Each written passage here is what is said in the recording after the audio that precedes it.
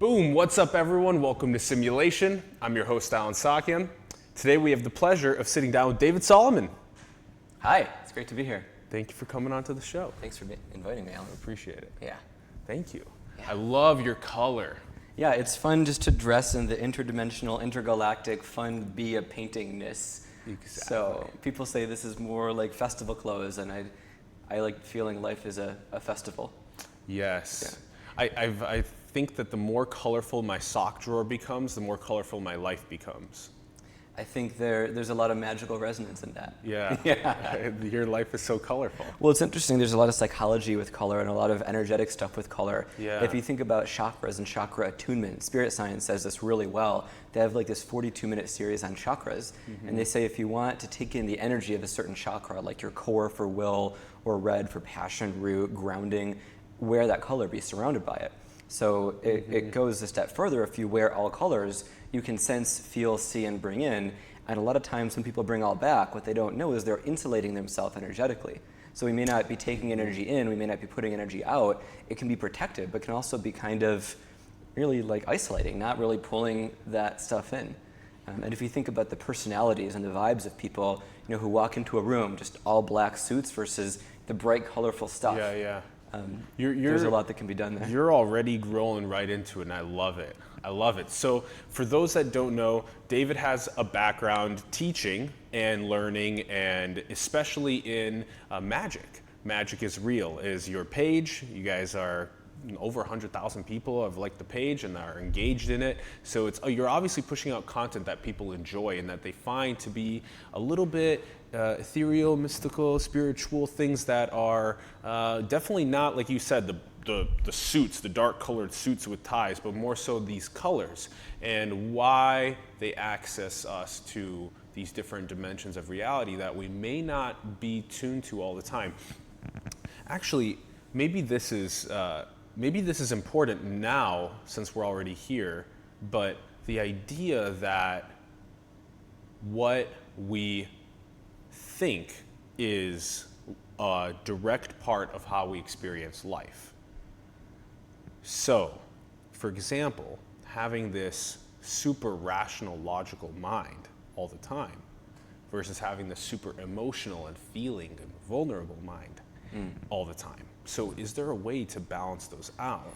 Yeah, I think Alan, for each of us, it's different. Like it depends where we're coming from, and there's nothing wrong with wearing suits and dressing in black and being monochromatic. I mean, it can work very, very well in certain contexts. Just for the energetic anchor that I personally use, that I personally like, I find that a lot of times there's anchors of consciousness for who and what we are and what we want to be.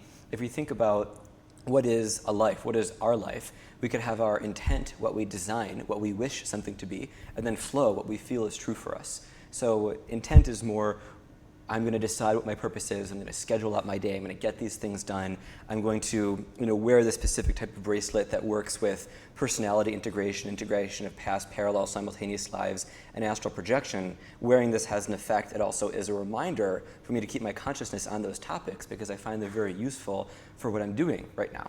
And you're wearing something that reminds you to tune into your past, present, and future lives as well as astral projection. Now, most people obviously don't think about those things. So can you unpack that for us? What do you mean by past, present, future lives and astral projection? Sure. So the short answer is, in 3D, linear, regular, everyday time-space reality, time kind of goes like this. Past is over here, future's over here, and we're right here in the now. But if you think about reality as a whole, a lot of the spiritual teachers and leaders, a lot of the great ones say there is only now. And time isn't like this, which is horizontal. Time is like this, which is vertical. So it really depends on the orientation that you want to have. If you think, oh, you have a past life that was a genius scientist, or a rock guide, or a fashionista, or really fit, or really inspiring, or a great romantic, and you want to tap into that past life or tap into it for some other reason, maybe to heal a wound, affect your personality in a certain way, then it's much easier to think of lives and lifetimes, not just, oh, maybe 3,000 years ago I had this incarnation in ancient Egypt. I have to get a hold of that name and that identity, realizing that it's all now. if you go ninth dimensional unity where everything is one in the system of magic that I teach. Okay, we got to break down a little bit more because this is, again, let's start unpacking more. So Sure. this directly relates to reincarnation then. Is that true? Yeah. Do you want me just to wrap up the tiny bit of astral projection? Do that, and then we got a ninth dimension, and then we have reincarnation. Yeah, so let's do those. For things. sure, yeah, there's a lot of maps. Yeah. So when you as awareness, not mind, not body, but you as awareness shift your perspective really fully to something other than your immediate physical surroundings, you can call that astral projection. And you can get very accurate with it, and you can also call it remote viewing in certain systems. And when you're accurate with it, you can see things accurately that may not be right in front of you in this time-space reality that you're in. And so a purpose of something like this, or colors or things to remind you, and the value of all the past life stuff, and what we're about to get into, is to really become whole. Who are we, and how is that useful? How does that play into magic? And the last thing is, what's the everyday practical value of all this stuff? Is it just philosophy? No. Is it wishful thinking? No. It has actual practical value in affecting our life in the day-to-day, and it's very handy. So our physical reality is what is in front of us, and that is limited to the three-dimensional reality that we experience here. And what we are describing right now is we're describing things that exist outside of our perceptions of light reflecting off of objects and us perceiving it, smelling it, tasting it, etc. So astral projection can then be summed up by saying that is just removing your thought from your skull into other areas.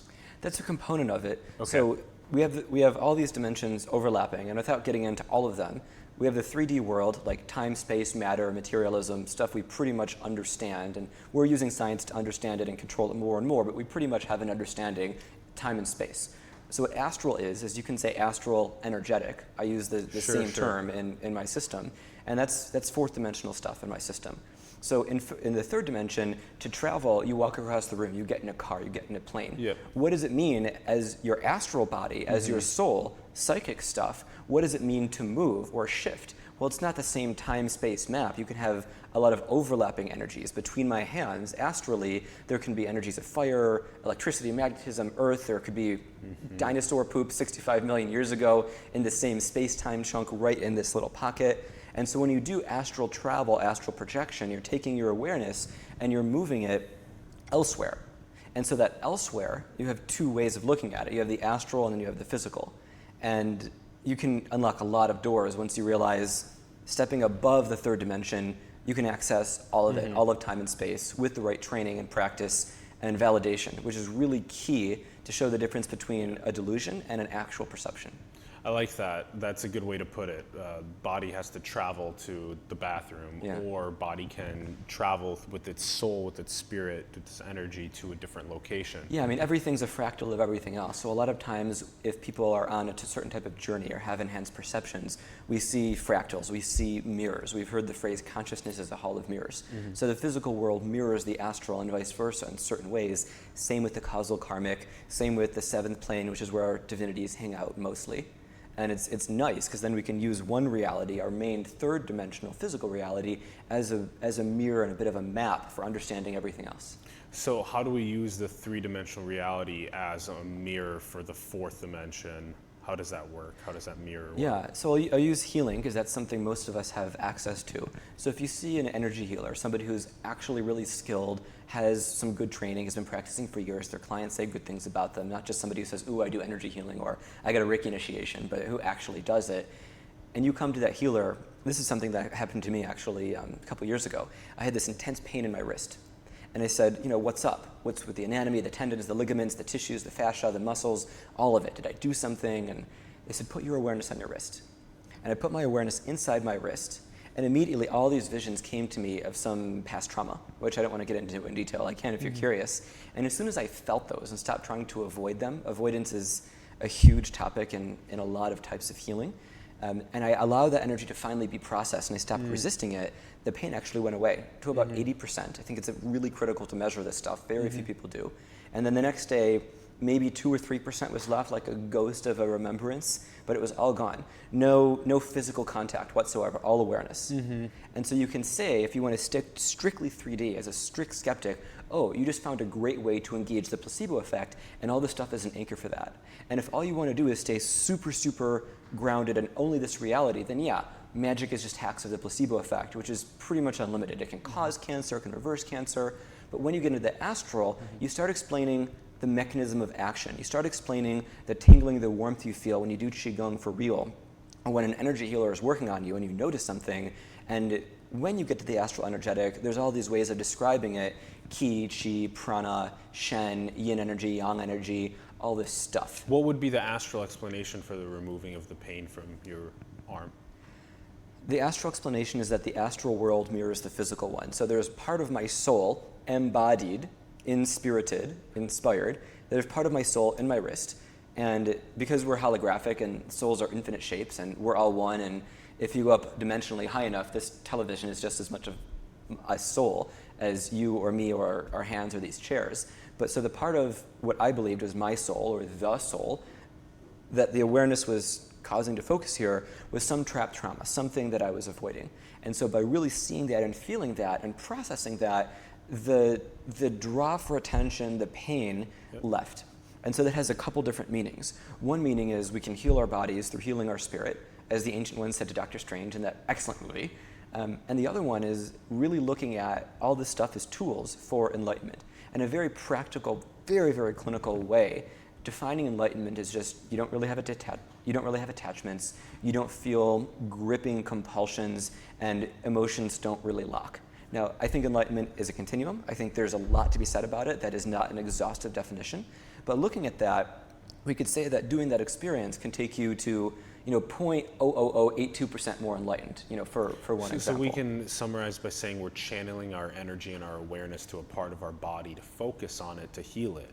I would use the term directing, because in a lot of systems, channeling has a specific meaning. But yeah. Okay, cool.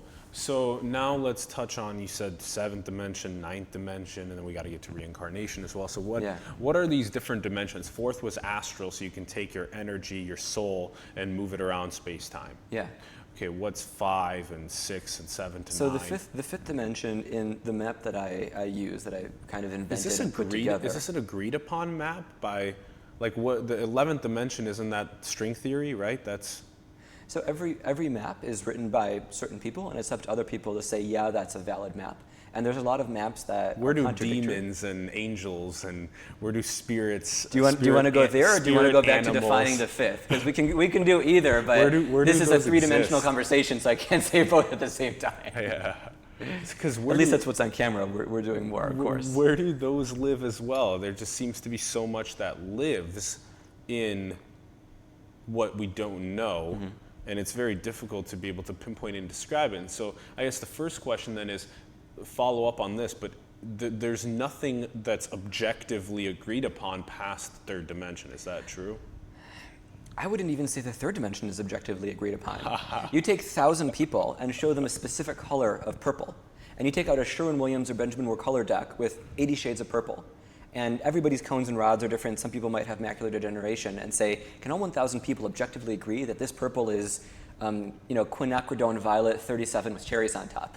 There's probably going to be one person who says no, unless they're all paid or coerced or brainwashed or something, to all agree. So in terms of objective reality, something that's objective. Wow, you're talking about color. And I'm sitting here on this show talking about, can we get all 7.5 billion people to not kill each other? Well, that's actually a bit of different thing. It's so funny that you're saying you can't even agree on a fucking color, that one color is the same. Well, yeah. Can we get everybody to... we relax about it. Why do you want people to stop killing each other, Alan? Come on. Let it be. Go ahead. Go back. So do we want to touch on angels and demons, causal karmic, objective reality? Which topic do we want to talk about first? So difficult if we don't even agree on the 3rd dimension. How do we agree on anything past that? So maybe then there is a subjective... Well, I actually have something to offer to you. Mm-hmm. I'd say that everything is a continuum between subjective and objective. And what is objective? I like the term consensus reality. So there's somebody living with me who I was training who had a mental health condition. They went off their meds.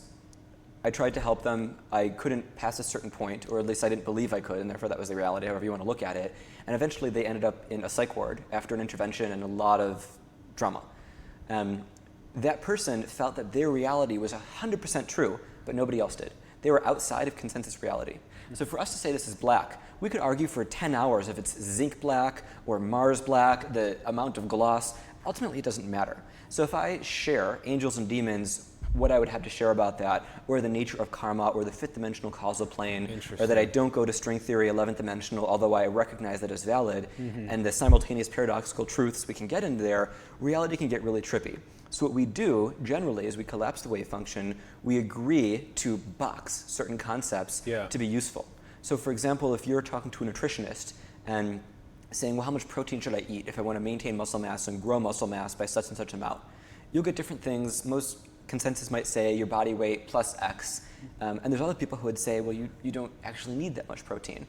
And so what ultimately matters in the world that I live in and that I teach, and the validation and agreements I've had from people who agree with this, because people can agree with or believe in whatever they want.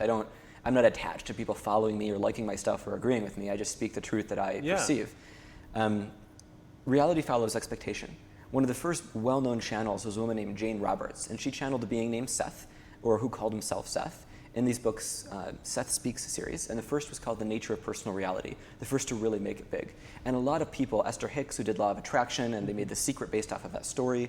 If you really look into it, her interview with Oprah, they go all into that stuff.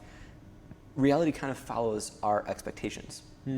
So if you expect there's something about angels and demons, and you want to understand what is a demon, what is not a demon, what is an angel, what is not an angel, how do you work with these beings, protect yourself against them, are they projections of your inner self, are they shadows and light, are they parasites, are they just concept and form created by organizations to scare people and they're not even real? But can you channel your thought towards things that are not objectively true and have your expectations go in that direction even though there's not truth, like the Flat Earth Society? Yes, and so then we get into what happens when you don't share consensus reality. And so the Flat Earth Society, I'm going to use a more extreme example. I'm going to say... Interesting. So then there's a bit of this consensus reality, and then on top of that is the more subjective reality that's usually outside of this third dimension. Right. And what the scientific method is used for, where you have an idea, you test that idea, you confirm that idea is true or false, other people can do the same thing. The scientific method, in a very simple nutshell, is if I say angels are X or chi is Y, and the whole world says, oh, that's an interesting thought. Let's either test it experimentally or compare it to the 10,000 other people who have said that. Yeah. And so ultimately, even if it might be very hard to get all 1,000 people agreeing on purple or get all flat earth people on the same page as everybody else or vice versa, ultimately what matters is how do you use this stuff? How does it apply to you? How does it apply to life in general? Yeah. What's the value of it? And at what point are we satisfied with the science? Because science evolves all the time. You can have biased people, you can have botched experiments, you can have poor methods, you can have smaller sample sizes, you can have changes in the Earth's magnetic field, you can have different interpretations of language, you can have so many varying factors. Now we're understanding that consciousness affects reality. The Princeton Pear Lab and Stanford Labs and so many people measure consciousness. So consciousness as a factor, let me just finish real quick. With consciousness as a factor, it gets really tricky in terms of measuring experimental results. So you could test, will penicillin kill certain types of bacteria in a petri dish? Sure. Will a same amount of penicillin or whatever antibiotic kill the same infection in different bodies? Say they're exact clone bodies, identical twins, live the same life. One person is an optimist, the other is a pessimist. And because of that, from all the research we know about stress, the optimist has a higher T cell count, and the penicillin or whatever antibiotic does better in their body. And then they're healthier with their microbiome afterwards. So it really boils down to precisely what we're looking at and why. And so to step back a second and to not get so meta, because you can just get lost in that for your entire life. That was a really good example of not meta. So is that a Princeton or a Stanford, or where was that? Stanford has SRI, and Princeton had the Pear Lab, which closed unfortunately. And in Petaluma, there's the Institute of Noetic Sciences, or IONS. Noetic Sciences. Noetic Sciences. And then what's the SRI stand for again? I believe Stanford Research Institute. Research Institute. Yeah. And then they have a consciousness division within? Well, they had. A lot of organizations aren't public about this stuff anymore. Because it's tough to study something that's so outside of the third. So that's a really good example, though. It's actually not tough. There's a lot of reasons, political and industrial and cultural. One example that people can find if they Google it is a guy named Russell Targ was paid a ton of money by the CIA to look into this topic of remote viewing / astral projection, depending on the system. Cool. And he beat the silver market and got profiled in the Wall Street Journal for accurately predicting the silver market. Now, he had all these things that it couldn't be for personal gain, it had to be for the benefit of the world, but he was able to do something in a way that a major mainstream publication said, yes, this is legit. So the question isn't what science is there today that you can find and walk into a lab and say, show me how you can levitate this cat, or show me what she is, and prove it as true or false. So the whole James Randi thing, which I don't want to get into. It seems to be the slow tunement into as much objectivity within the subjective realm as possible. These hypotheses being tested over time of the fourth dimension of astral projection. It's less of the what testing, consciousness but is. more the adoption. So if you take the Matrix red pill, blue pill, and you look at the Matrix movie as a way of looking at our reality for just a second, if there's a country and that country destabilizes, people stop paying taxes, for example, that country falls apart. And yeah, you could say politicians spend money in inappropriate ways and the justice system is imbalanced and we could do a lot more for people in poverty and corporations could treat their employees better. All the ways societies can be improved, but ultimately governments provide safety, they provide infrastructure, they do good things, they do bad things, if we want to use simple words like good and bad. When you give too much information about objective reality, too much magic stuff, you kind of can mess with the system a little bit. Dean Radin, who was president of IONS, who founded it with Edgar Mitchell, the sixth man to walk on the moon, there's a lot of interesting stuff about him if you look in some of the deep parts of the web.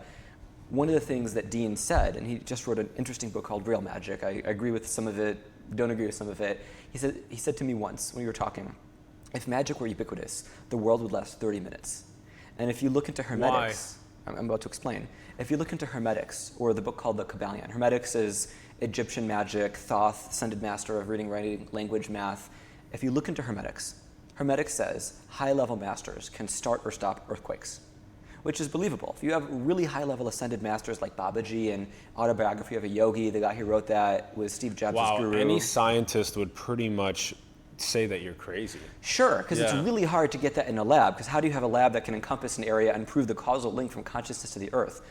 Not just consciousness to the earth. Anyone can say, I'm feeling this tree or I'm feeling these flowers right now. But to say that you can stop an earthquake, that is a whole different category. Right. And so just to tie that up before saying the problem with science related to this, let's take for a second that that's possible. If you trained everybody to do that and took away the mystery in mystery schools, if you get ticked off from somebody cutting you off on traffic, or you get ticked off at your neighbor, the world turns to ash very quickly. Sure. Okay. So then that's the idea, is that there would be a huge unleashing of power from within people. Yeah. Okay. So all right, let's go back just a little bit, because this is all extremely cool and it's a lot to wrap people's minds around that have been just chilling in the 3D plane and trying to figure it out. All right. So initially you were mentioning past lives, present lives, and future lives. All right, because we still need to get into magic's real and everything, but tell us about reincarnation. How does astral projection relate to my ability to go into my past lives? This is a fun topic, and this is one that actually has been studied deeply. So the two resources, names, books I'd like to offer, Larry Dossey, D-O-S-S-E-Y, his book called One Mind, and Gary Schwartz, his book called The Afterlife Experiments. Gary Schwartz, University of Arizona for a while. Larry Dossey goes all over the place. Both of these guys looked at a lot of stuff. If you just Google evidence for reincarnation, and don't look at something heavily biased, there's a lot of biased stuff. You have tons of examples of little kids remembering specific details, where they were born, where they died, if they were murdered, who killed them, what the murder weapon was. This stuff was dug up. So I really want to tie this back into how is this practical and valuable. The earthquake thing, whether it's real or false, depending on what anybody believes, the value isn't very, very high for most people, but the value that is high is this past life astral projection thing. Because we're talking about what are you as a human being and what affects the quality of your life. And if you talk about enlightenment as having more of a light body, feeling more light, whether you call that lighthearted, whether you call it astral, you have all this energy, all this power, all this bliss, all this nirvana, or you just say you're at peace. You're at happiness. You're detached from the issues of the world. You might have preferences, but you're not attached to those preferences, and you are 100% in control of your emotions if you choose to experience them. Another, very small sliver of a secular definition of enlightenment. So the value of this stuff is to expand your awareness and realize that you are awareness, you're a soul. If you get full awareness of a past life, you realize you're not your name, you're not your job, you're not your net worth or your net debt, you're not anything related to this life or this incarnation or that one. And you might have some trauma, some habit, some preference, some aversion related to a past life, how you lived, how you died, how you succeeded, how you failed. And if you do that a few times, especially in non-human bodies, which is interesting, then you start to feel this expansion. You start to realize you're eternal, you're immortal. Not saying that if you as Alan get shot in the head, Alan will stop walking and talking. Likely he will stop walking and talking. But the you behind it, inside of that knows he is much, much greater than that, genderless, formless, it's a type of liberation and a freedom, which so far for most of my life, there's very, very little that can compare to that. So the value of shifting your awareness astrally, not even talking about other dimensions, which all exist simultaneously overlapping, to that past life, where you view it, you remote view, or you astral project your awareness into that other space-time where you as Betsy Craig, for example, in your butter churn with blue turquoise shoes, married to an interesting man. I could just go into these little bits that are coming through. The value, the practical everyday value, 3D, it's psychological, higher quality of life, less suffering. If you're really scared of cats and you realize in a past life, a cat that had rabies bit you and you murdered your children, something really awful, and then killed yourself, something really terrible, but you made peace with that because there's billions of people in the world, everything that can happen has happened and will happen. You come to peace with that, and now you're no longer afraid of cats or heights or the color red or of loud noises. And so 3D, it's a psychology technique. Now 4D, it's very interesting because as Betsy, and aside from butter churning, maybe you were very, very, very physically strong. And this life, you're less strong. And you can tap into a past life / simultaneous / parallel life, if you look at time like this, channel yourself, bring back that part of you that remembered strength. If you go to Cirque du Soleil, you see these contortionists and people who are acrobats have incredible strength. They don't have bulging muscles. Their arms aren't like huge and defined. They're like sticks. But they can do these things that rip people can't do. If you go to yoga, you take football players in yoga, they may not have the structure and endurance, and they can't hold poses for long periods of time that grandmothers can hold. So the other value is higher strength. So now if we go into what else is the astral, causal, and other value before we go on to your next topic, is what other abilities and qualities did you have that you can remember? Okay, you have the liberation, you have the inner peace, which some people search their whole lives for with a lot of substances, for better or for worse, based on how they define those words. And to use one example as a channel. Ron, you have some thoughts over there? The substances? We can go into psychedelics sometime, but I want to stay on topic for now if we don't mind. But if you want, we can switch, sure. Every time I do psychedelics, the visual is always the same, but the message is, oh, Ron's back again. Ron, why do you keep coming back here? What more do you want that we already haven't given you? Yeah. That's all. I just wanted to share that. Yeah, it's interesting. I mean, biologically, with a little bit of 4D, astral energetic, and some chi stuff from China, a lot of it, the types of energy in your body, you have chi, which is your physical energy, and you have shen, which is your spiritual energy. And there's many other types of energy. And a lot of psychedelics do a few things. They convert chi to shen, so they burn up your vitality, which you can replenish with food and sleep and stuff, boost it into your spirit. They can expand your aura, they can open your chakras, and they can sometimes release or metabolize into DMT, which your pineal gland, if it's healthy, which takes work to get there often, can release on its own, so you can see things. It's called the third eye because it can perceive light, astral light and other light, and so you can see into other realities. The problem with drugs, because you can get to those enhanced perceptions without them, and I have a whole model for this, and I teach this all the time, is it makes it really hard to tell the difference between accurate perception and delusion. It gives you access, it boosts your spirit, and I like to use a mathematical model for are psychedelics useful, and I can't legally recommend them, but I've had over 300 experiences with small doses and large doses. And I really very rarely use them. I almost never do now because I like having the clean perception and getting there naturally. So your baseline perception is 20. You can maybe feel chi if you work at it.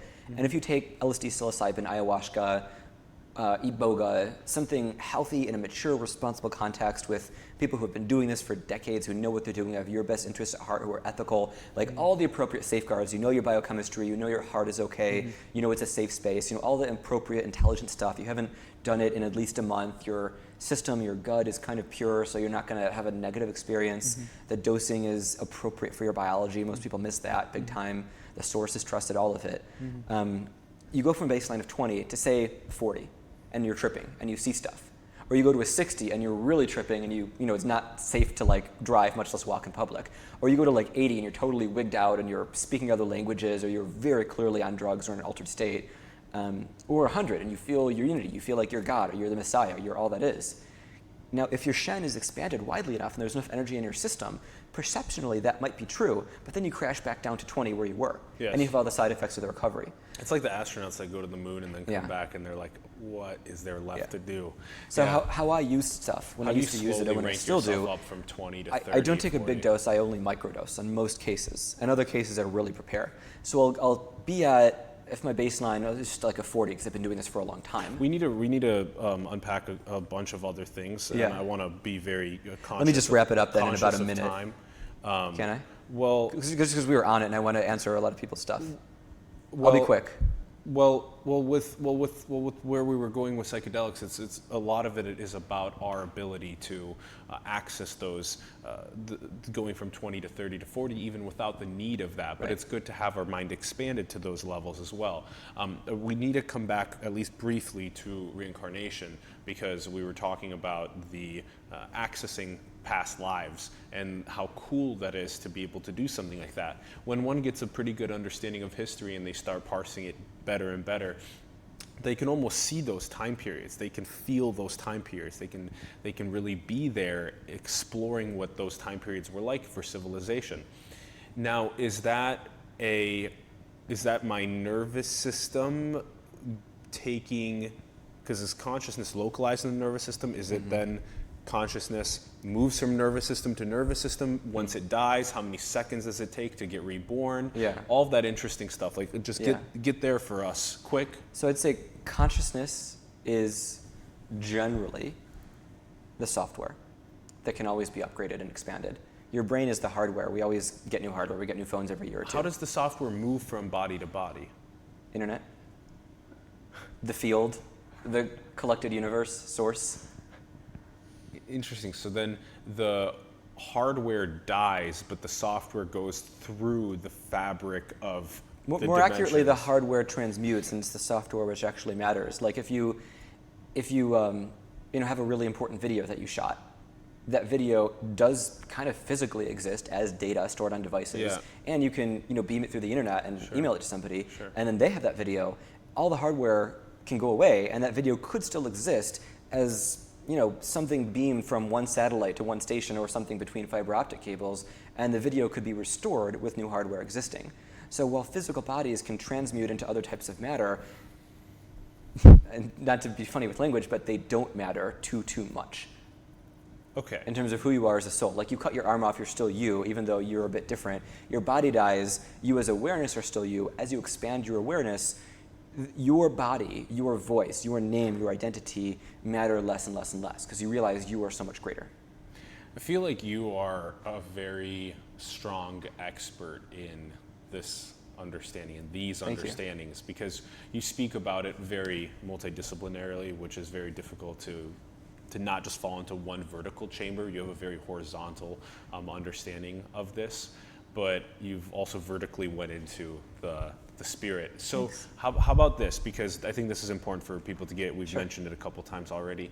The applicability of magic is real. Where can we most easily apply magic being real? We were talking about pain in our body, being able to hone awareness to that part of the body and heal it. What other ways is magic real? There's two ways of answering that. There's categorically and techniques. So categorically it might be healing, enhanced perceptions, abundance frequencies or money magic, internal qigong, tantra, or working with sexual energies. Those are all different categories that are very, very practical. Like money magic, like a lot of people want more money. Money isn't good or bad. It has the judgments we can choose to place or take away from it. And so when you get to techniques, what are healing techniques that are practical specific? What are monetary techniques? So this is what I teach in my school and my workshops and one-on-one training. Somebody will come and say, oh, I'd love to learn how to see and feel energy, or oh, I'd love to pull more money into my life. And how do we work on those things, along with any of the other topics I've mentioned, or a whole host of those, manifestation, reality creation, attracting a soulmate, for example. There's the physical, and then there's the metaphysical. So the physical, neurons, setting goals, taking care of these physical bodies, it matters. We're in the 3D realm. It's included in the all of reality, and then the astral, and then the causal, and then all the way up. So the practical value really depends on your point of access. If you want to get fit, say you're talking to somebody who's overweight, and they want to get fit very efficiently, most research I've seen says that the fastest, most efficient ways to get fit, aside from intermittent fasting and caloric restriction and cleaning up your diet, are either high-intensity interval training or strength training. You build up more muscle mass, you burn more passive calories, high-intensity interval training, right? If your body cannot take high-intensity interval training, there's something up with your joints, or you're in a wheelchair and you can only do high-intensity interval training with your upper body, then your access is different than you could say many other people you may know.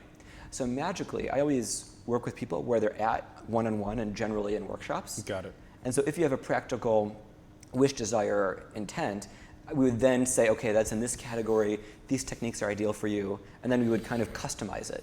And just like any school, you have stuff that is shared digitally that everybody can get to, and it's mostly the same, and you can just choose what you pay attention to, and then the customization work, either the one-on-one work or how you individually choose to customize what you learn for yourself.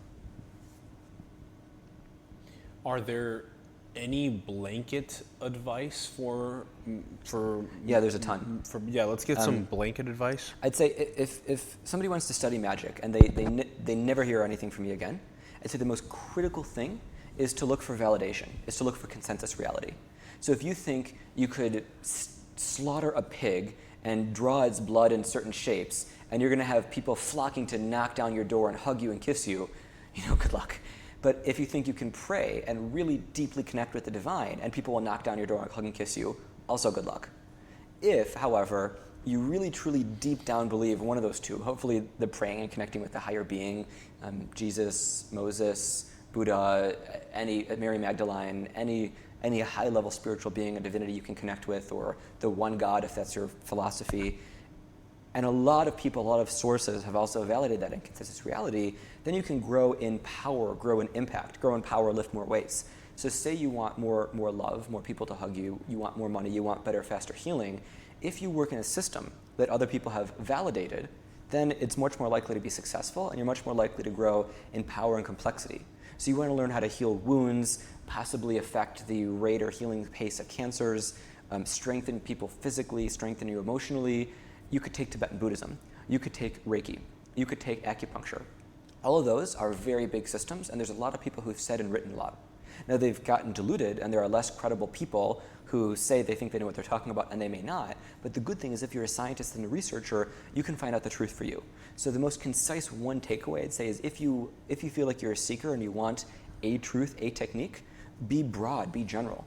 Just like if you want to know the truth of what happened, and it's a political issue, it serves you best to read a liberal perspective, a conservative perspective, an independent perspective, multiple perspectives, to get to the objective truth, the consensus truth, to get the most data that you can. That's the first thing, and I can go on, but That's great. That's a big one, and that's a good analogy. And that's what I've done, Alan. Over the years, 28 years, I've studied magic in different forms. I'm biologically 33, so since I was 5, just been focusing on it and looking, where does Qigong overlap with Kabbalah, for example? Where does Hermeticism overlap with Christian Science or Christian mysticism? What stuff is mythological and metaphorical that we can draw from and interpret, and which is kind of scary stuff or politically added on or culturally or one person added it and it isn't really real? And then how do we test this in our own bodies? And how does all of this stuff link? How is karma useful as a concept?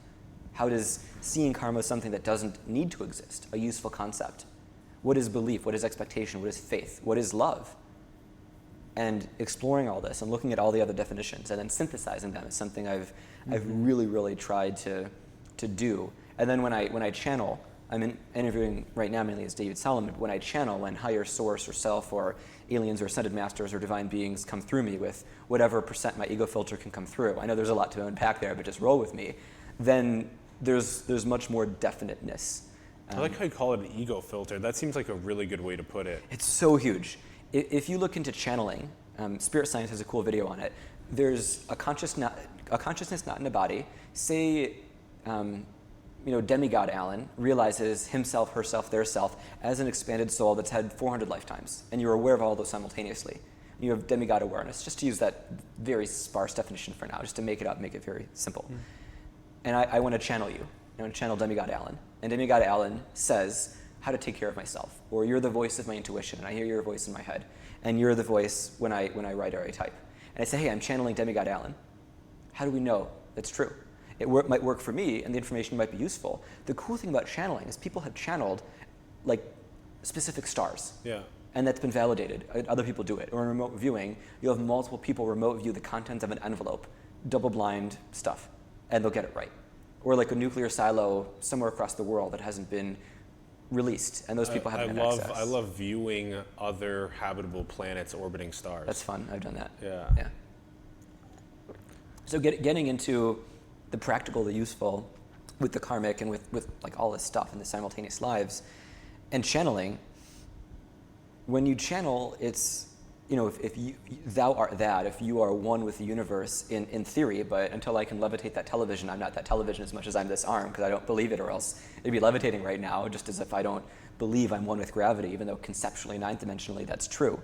Just to answer the paradoxes that don't really seem to make sense in everyday speech, which is one thing I've really worked on, is deconstructing paradoxes. I think what you were describing earlier is a key point, which is taking in all of these different sources of information into your being, so that way you can have as much of a consensus objective understanding of what's going on in the world as possible. So whether that be with the 3D reality we live in, or once you start trying to fluctuate into what exists outside of it, tapping into as many of the sources as possible, talking to other people, learning about their practices, continuing to work on yourself over time in that, in the energy fields that exist outside of the 3D. And it's very cool to unpack this with you, and I think we're we're only at the tip of the iceberg, and the rest is all below the water, and there's so much there, and it's pretty much beyond the lines of perception what goes underwater, and it's really difficult to try and dig those pieces of the iceberg out and to connect into what is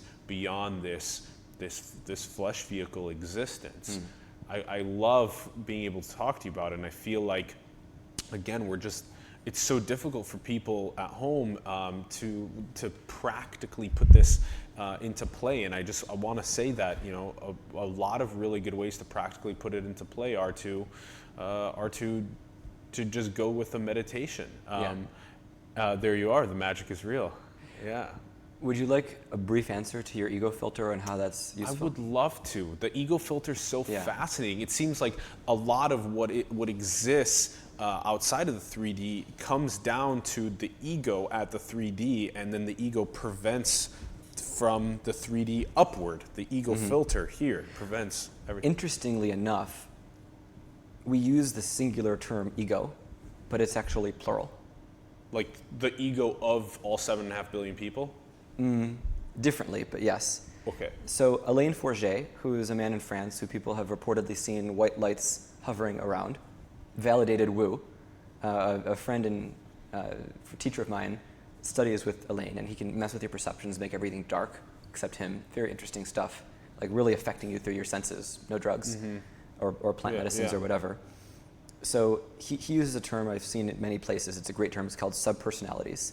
So if you think about the type of you, who you are in front of your grandmother versus your lover, versus your ex, versus your parent, versus your child self. When you're angry, when you're not angry, Damanhur is a place in northern Italy. They use an Atlantean magical tradition I've studied with quite a bit.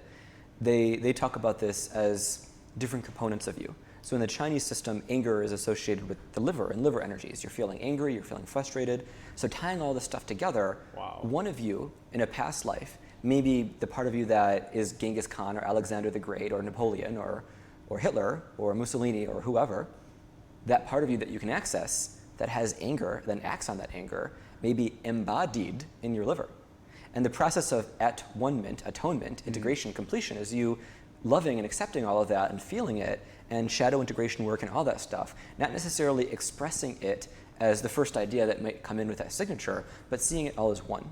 So when channeling comes through, like the being which knows itself as David Solomon, born as David Solanda, that being has certain preferences and certain thoughts and certain aversions. And when that being allows himself to step to the side, higher stuff can come through.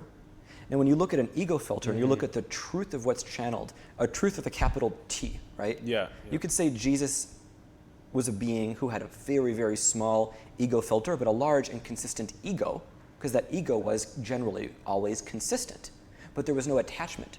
And what flowed through with Source was not subverted by a personality trying to be liked, trying to be appreciated, right?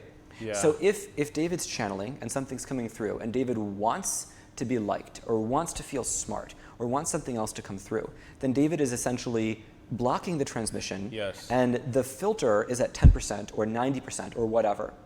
So when David says, look at 30 sources for stuff like this, unless you really feel that's true within you, that's a knowing of, hey, there could be a filter present.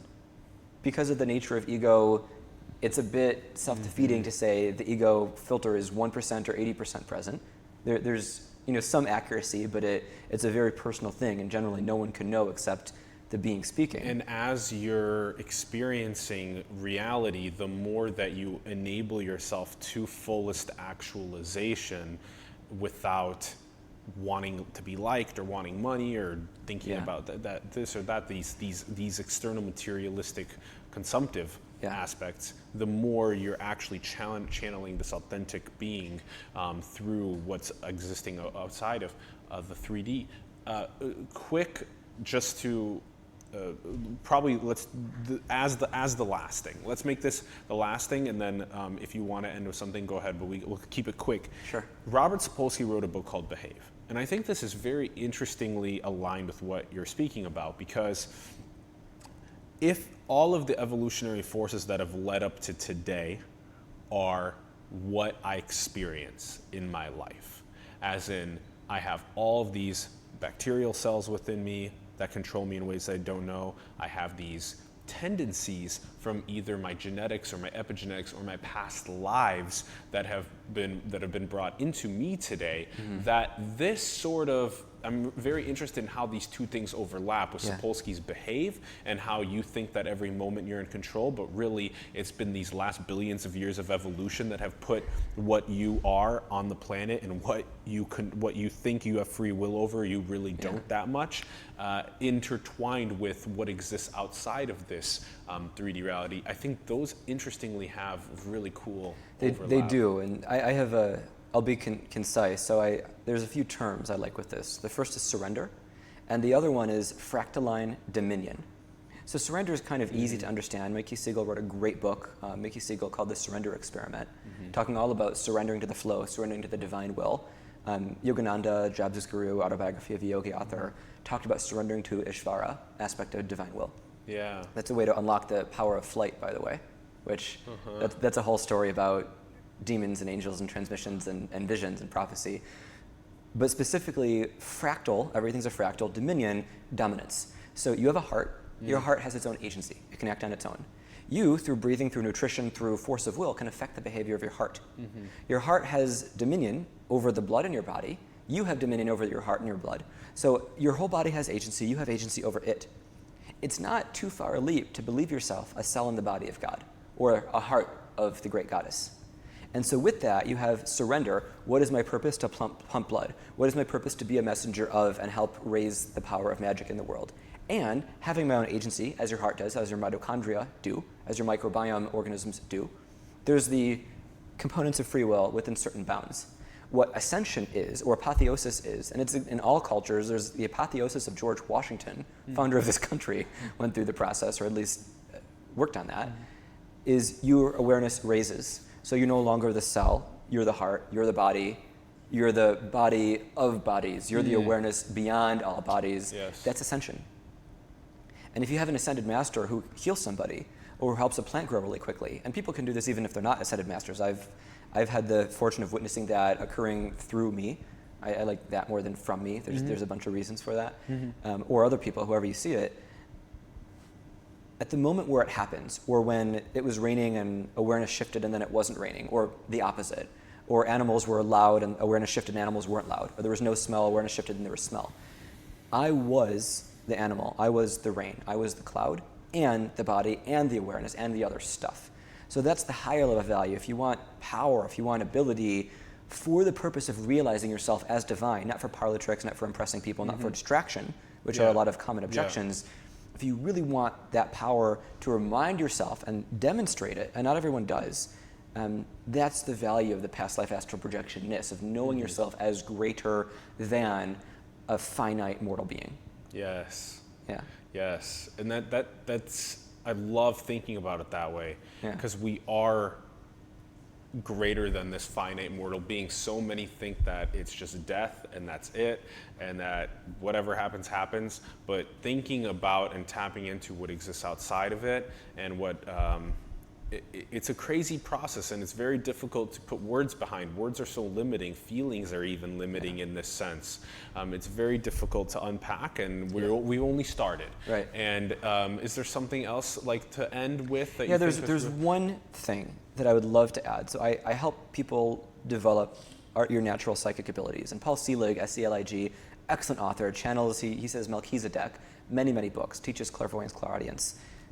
Words, synonyms, cultural interpretations, translations. If you want the true Bible, do you know Aramaic as well as the earliest people, or do you take the other stuff throughout the cultural perspectives? So we're in a world of vibration. We're in a world of source, and that vibration gets translated, sometimes inaccurately. You could say ego filter, you could say vocabulary. If you have a 14-year-old with an excellent vocabulary, words they haven't even read, that's channeling. If you have somebody who's 70 giving a great intellectually laden lecture, that could be all mind or that could be all channeled. So it's very interesting looking into this. But remembering that all is vibration, that this physical world is the grossest, the most dense, the most overt, the least subtle. So if you think about subtlety and flirting, and if I look at you and I say, hey, do you want to sleep together? That's not very subtle. But if I look at you and give you a look, that's a little bit more subtle. More subtle still is a bit of vibration, where you picking up, you don't even see me across the room, you think I might be flirting with you. And this could go for any person, any scenario. So how high up do you go? That's the dimensional model. And so if you want truth, realize that language is only one sphere of truth, and it can only represent. And so all the people who talk about enlightenment, nirvana, samadhi, satori as indescribable is because the words of language fail to capture the essence of the whole. Yep. And now a good way to, again, tap into this is to try and meditate, try and feel, try and really, if you feel something in your body, just take the time to experiment with what it's like to draw your attention to that place. And just play around with things like this. When you hear astral projection, think about, what is it like if I try and move my mind right now to a different city, or near my mother, or near somebody else in the world? How would that feel like if I tried doing that? Just practicing these things and slowly inching our way forward. Thank you, everyone, for tuning in. Thank you, David, for joining us. Let me give a few websites for people who want to learn this stuff. Let's do it. Cool. So we'll great put site. one in the bio as well. Yeah. Thanks. So a great website to learn astral projection / remote viewing is probablefuture.com. Excellent, trustworthy. Last I checked, $150. Just if you go straight there. Magicmoneyhealth.com is under construction. It's my website. I have Wizard School and blogs and book previews there for my book Magic is Real. Patreon.com /magicaljoy. I have exclusive content, ways of teaching people little magical techniques. And the Facebook is facebook.com /magicalascension. And a lot of times if I have workshops, I post the workshops there and events, and there's some discussion that happens as well. Amazing. And anybody who wants to help, always happy to take names. Yeah, exactly. So the content is now up. We will go ahead and have the links in the bio for you to check out. Definitely tap into David's sources as well. Obviously, for so much time that somebody has invested into being able to understand these things, it would be a great way to go through him to be able to tap into it ourselves as well. So, David, thank you so much for coming onto the show. Great. This is only the beginning. Only the beginning. Yeah. There's so much more left. Yeah. Yeah. And it's beautiful to go into this process of digging and understanding and feeling. It's so rich and gooey, and it can be really fun. Like, we didn't get into fun silliness, but when you astral travel and you can see intergalactic unicorns spinning the rays and the rings of Saturn and playing music as DJs, and having levitating cats fart sprinkles that turn into butterflies, trail colors that turn into planets where you have dominion of, and you can fly, and chocolate pudding, and more and more and more. That was the craziest stream of consciousness. We can do that for an hour next time if you want. That was the craziest stream of consciousness. Guys, thank you so much for tuning in. If you had a good time with this content, give it a share. Please give it a share. Give us a subscribe. Hit that subscribe button. Join us. Join our family. Join our movement to talk about thought-provoking things and get more people inspired to build the future. Comment below some of your thoughts as well. We'd love to hear from you and engage with you. Join us on Patreon. We need to support the studio, support the lighting, support the production, support the food, support the everything. Grow, join us, grow with us. Patreon.com/simulation series. Thank you, Ron Vargas, our producing partner. And we will talk to you guys soon. Peace.